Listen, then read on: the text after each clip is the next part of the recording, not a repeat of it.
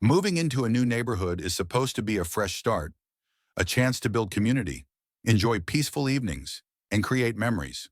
But I never imagined my welcome would come in the form of a petty HOA war led by the most notorious Karen in town, Mrs. Linda Harris. I'm the new police chief, recently transferred from a big city to this small suburban town. When my family and I settled in the cul-de-sac, I was eager to meet my neighbors and get involved.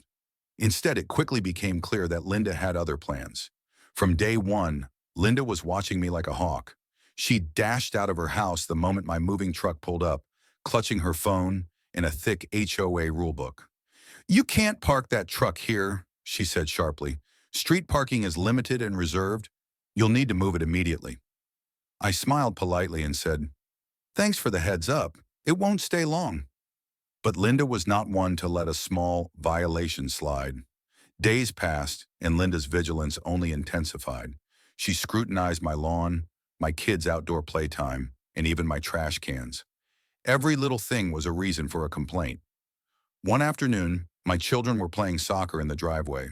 That's when I heard her yelling across the street, "Your kids are disturbing the peace. This is a quiet neighborhood."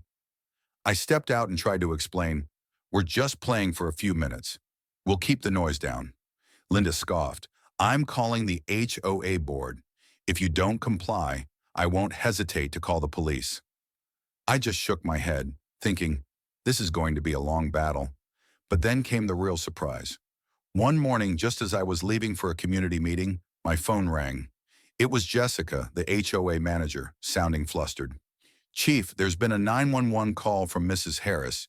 She says there's a trespasser refusing to leave private property, and she wants the police to remove them." I blinked in disbelief.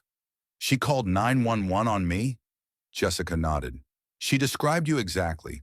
Said you're ignoring HOA rules and causing trouble." I sighed and put on my uniform. Time to face the storm. When I arrived at the neighborhood entrance, a small crowd had gathered, buzzing with curiosity. Linda was standing on the sidewalk, phone still in hand, eyes flashing with triumph. "This is the person who's been defying every rule," she shouted. "I called the police because they wouldn't stop breaking the HOA regulations." I stepped forward, flashing my badge. "Linda, I'm the police chief here, and I live right down the street." Her jaw dropped. You're the chief?" "Yes," I said calmly. "And as your neighbor, I'm here to help, not harass. Let's work together to make this neighborhood better for everyone." The crowd murmured. Some chuckled, others nodded in approval.